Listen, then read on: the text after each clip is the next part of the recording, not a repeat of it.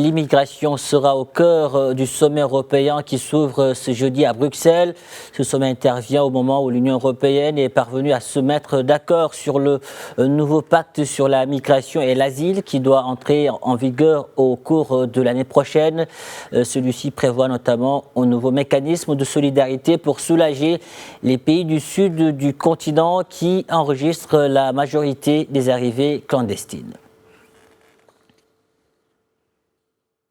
Et pour en parler, nous sommes avec Zakaria Aboudarab, professeur de relations internationales et de sciences politiques à l'université Mohamed V de Rabat. Professeur, bonsoir et merci d'avoir accepté notre invitation. Bonsoir, cher Diop. Merci beaucoup, avec plaisir.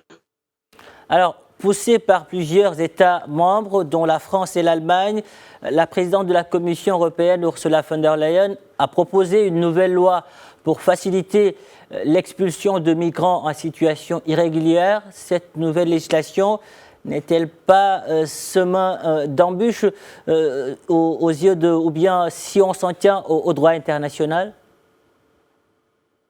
Alors d'abord, le droit international lui-même, il est lacunaire. Vous savez, il n'existe pas d'instrument juridique contraignant.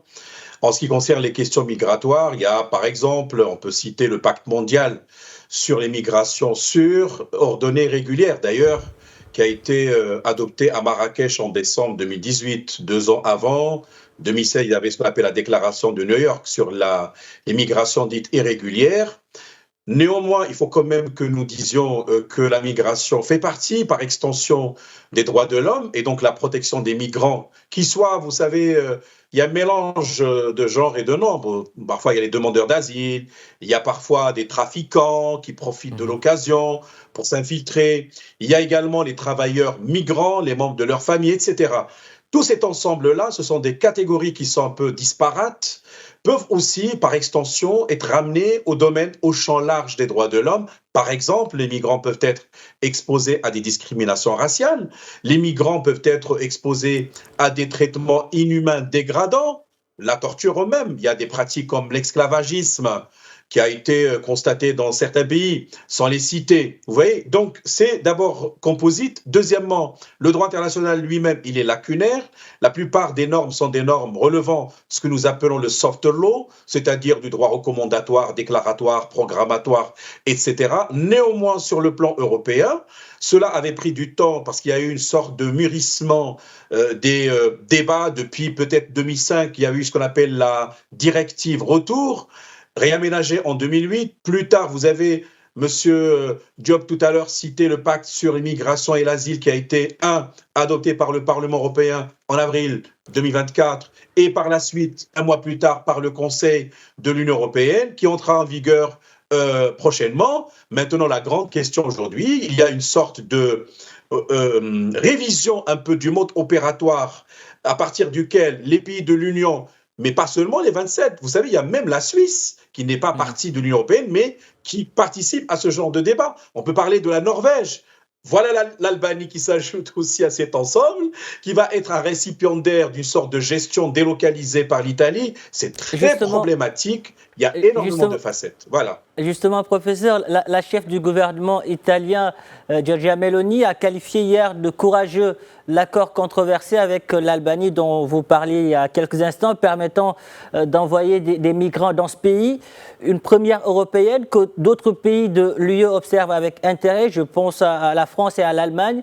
Comment expliquer aujourd'hui cette forme de délocalisation de la lutte contre l'immigration clandestine vers d'autres pays limitrophes de la Méditerranée ou d'Europe?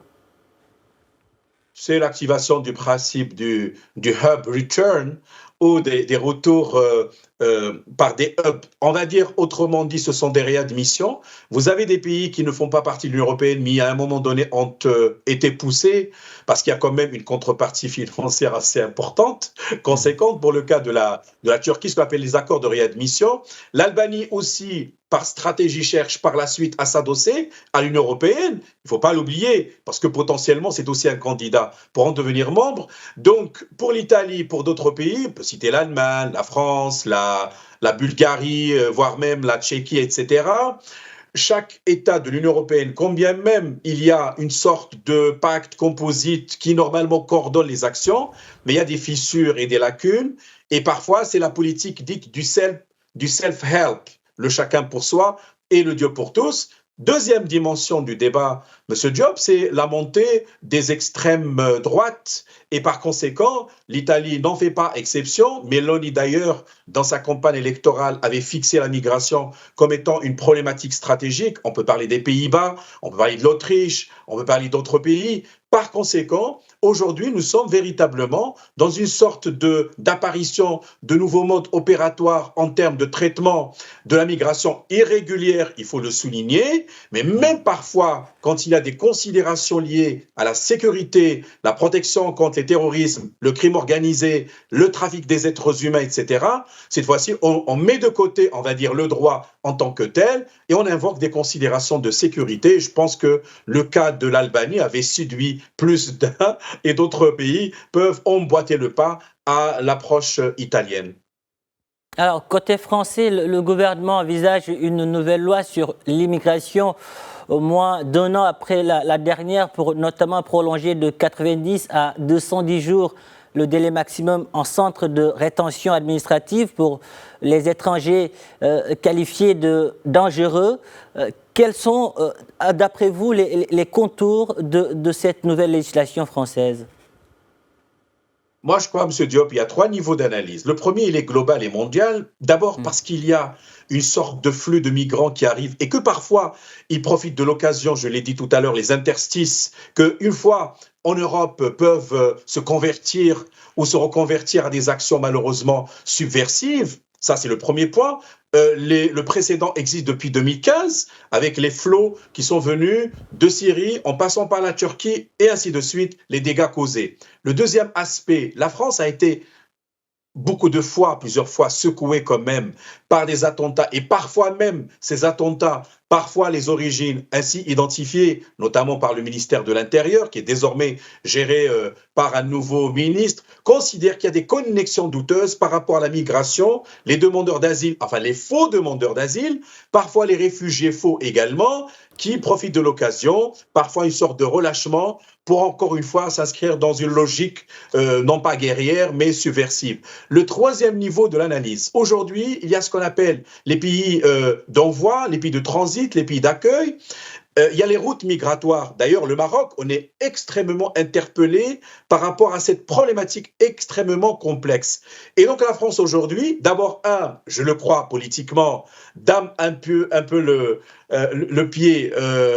pion plutôt, enfin damer le pion, pardon, à l'extrême droite qui est là en Assemblée nationale, avec un nombre assez important, mais plus ou moins, je pense aussi c'est une stratégie de M. Macron et son équipe pour tirer un peu le tapis sous les pieds de l'extrême droite au sein de l'Assemblée nationale, quand bien même la France fait partie de l'Union européenne. Néanmoins, elle a ses propres préférences ou ses priorités, et donc pour elle aujourd'hui, la question migratoire, elle est inscrite au cœur des débats, mais il y a une polarisation, il y a une sorte de clivage parce que l'extrême gauche ne l'entend pas de cette nature ou de cette approche. Et donc, finalement, c'est un débat qui est aujourd'hui recentré. Attention, il faut attendre prochainement, je pense c'est demain et après-demain, la réunion du Conseil européen, je dis bien le Conseil européen, non pas le Conseil de l'UE, pour voir quelles sont les conclusions qui vont déboucher à la suite de ce sommet européen. Et aujourd'hui, évidemment, on a suivi le sommet entre l'Union européenne, enfin le Conseil européen et le Conseil de coopération du Golfe.